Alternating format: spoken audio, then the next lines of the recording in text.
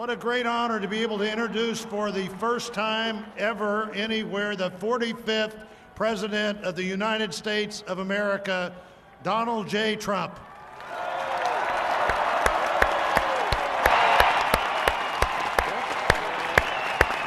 Did I get that one right?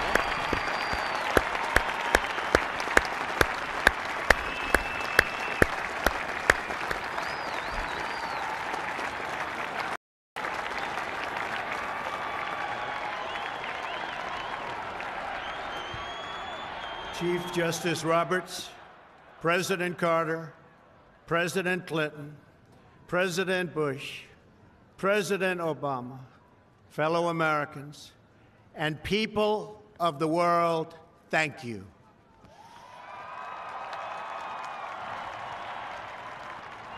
We, the citizens of America, are now joined in a great national effort to rebuild our country and restore its promise for all of our people. Together, we will determine the course of America and the world for many, many years to come. We will face challenges. We will confront hardships, but we will get the job done. Every 4 years, we gather on these steps to carry out the orderly and peaceful transfer of power. And we are grateful to President Obama and First Lady Michelle Obama for their gracious aid throughout this transition. They have been magnificent. Thank you.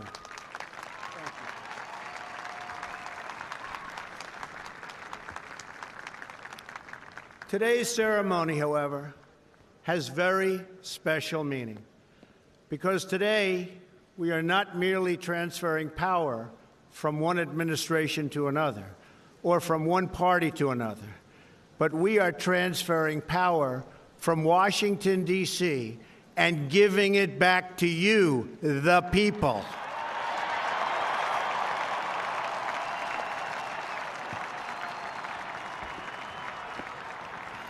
For too long, a small group in our nation's capital has reaped the rewards of government while the people have borne the cost.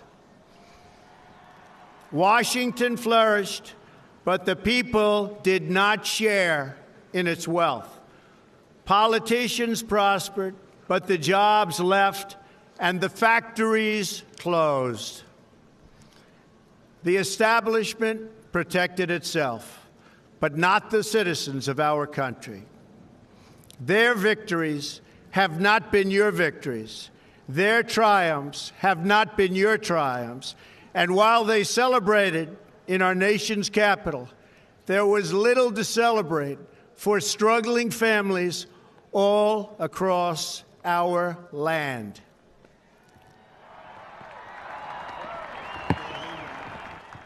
That all changes starting right here and right now, because this moment is your moment. It belongs to you.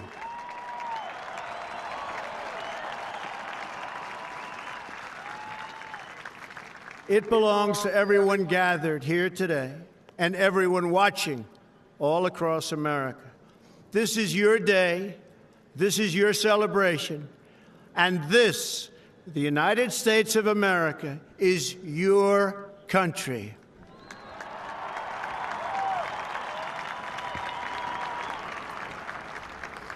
What truly matters is not which party controls our government, but whether our government is controlled by the people.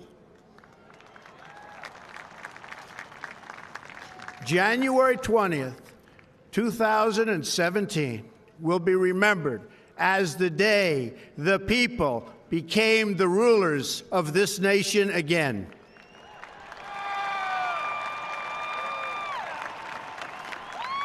The forgotten men and women of our country will be forgotten no longer. Everyone is listening to you now. You came by the tens of millions to become part of a historic movement the likes of which the world has never seen before. At the center of this movement is a crucial conviction that a nation exists to serve its citizens.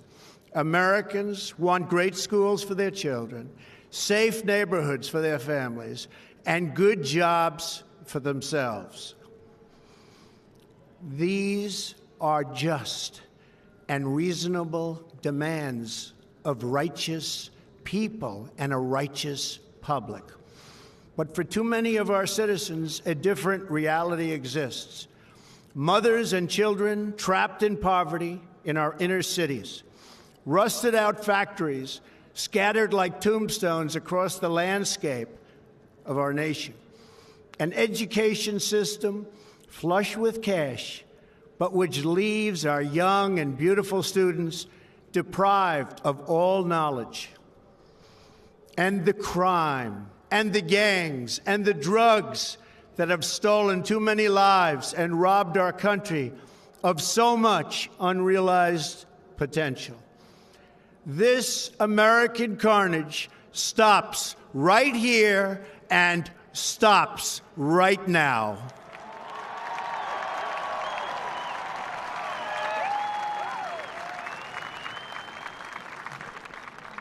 We are one nation, and their pain is our pain. Their dreams are our dreams, and their success will be our success. We share one heart, one home, and one glorious destiny. The oath of office I take today is an oath of allegiance to all Americans.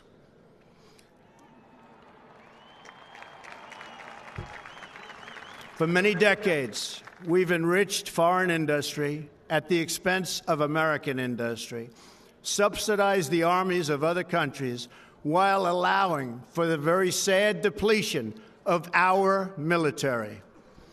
We've defended other nations' borders while refusing to defend our own.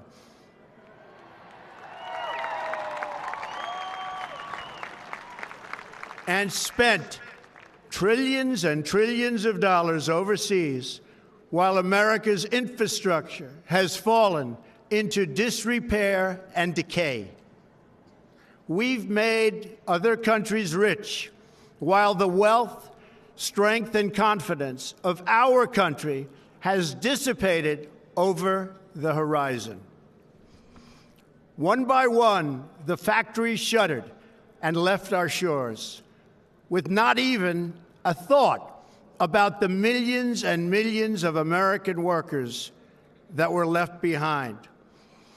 The wealth of our middle class has been ripped from their homes and then redistributed all across the world. But that is the past, and now we are looking only to the future.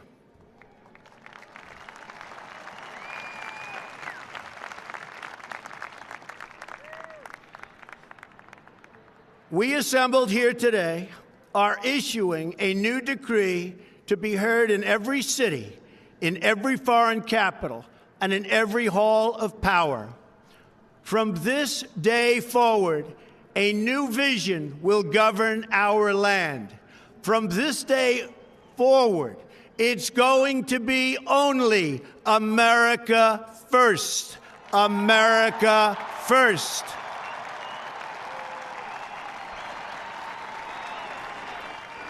Every decision on trade, on taxes, on immigration, on foreign affairs will be made to benefit American workers and American families. We must protect our borders from the ravages of other countries, making our products, stealing our companies, and destroying our jobs.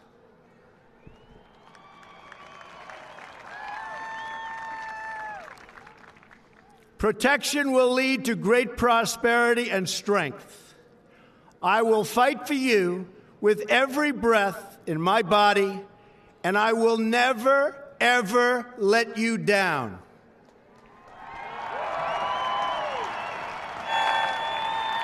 America will start winning again, winning like never before. We will bring back our jobs. We will bring back our borders. We will bring back our wealth. And we will bring back our dreams.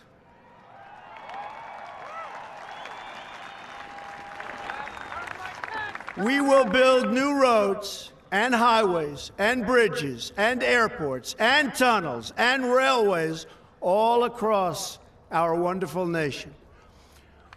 We will get our people off of welfare and back to work, rebuilding our country with American hands and American labor.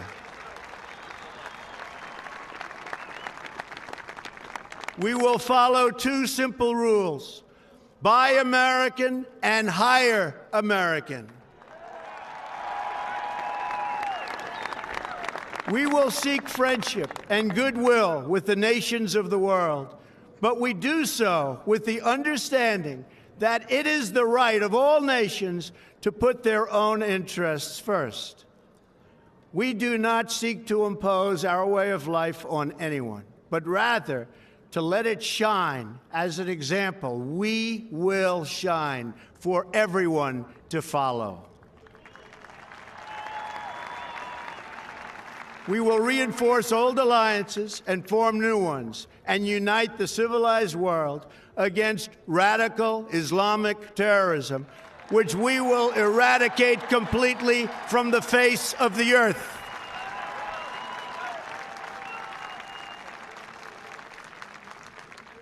At the bedrock of our politics will be a total allegiance to the United States of America. And through our loyalty to our country, we will rediscover our loyalty to each other. When you open your heart to patriotism, there is no room for prejudice.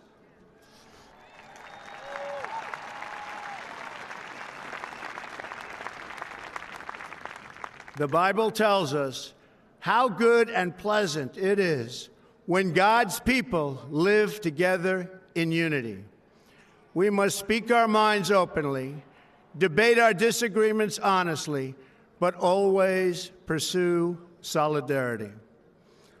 When America is united, America is totally unstoppable.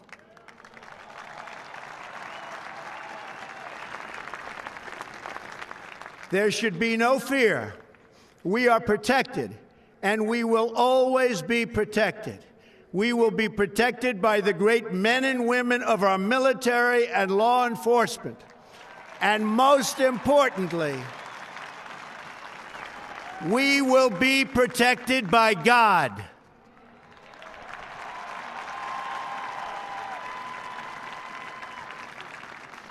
Finally, we must think big and dream even bigger. In America, we understand that a nation is only living as long as it is striving. We will no longer accept politicians who are all talk and no action, constantly complaining but never doing anything about it.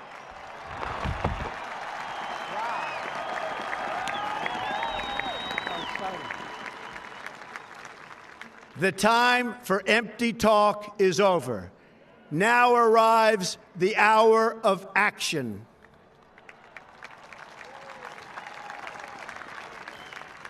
Do not allow anyone to tell you that it cannot be done. No challenge can match the heart and fight and spirit of America. We will not fail. Our country will thrive and prosper again. We stand at the birth of a new millennium, ready to unlock the mysteries of space, to free the earth from the miseries of disease, and to harness the energies, industries, and technologies of tomorrow. A new national pride will stir our souls, lift our sights, and heal our divisions. It's time to remember that old wisdom our soldiers will never forget, that whether we are black or brown or white, We all bleed the same red blood of patriots.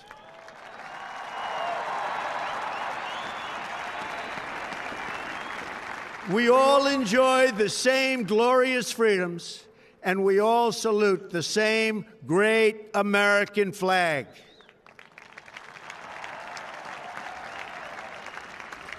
And whether a child is born in the urban sprawl of Detroit or the windswept plains of Nebraska, they look up at the same night sky, they fill their heart with the same dreams, and they are infused with the breath of life by the same almighty Creator.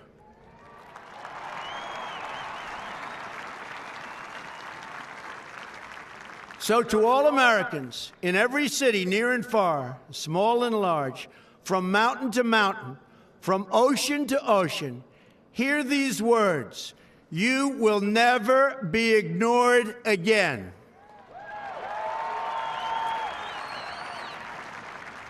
Your voice, your hopes, and your dreams will define our American destiny.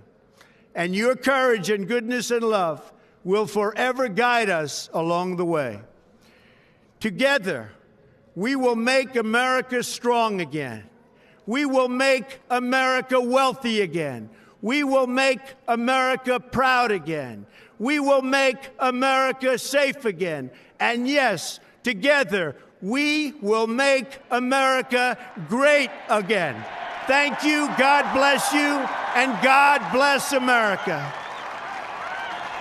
Thank you. God bless America.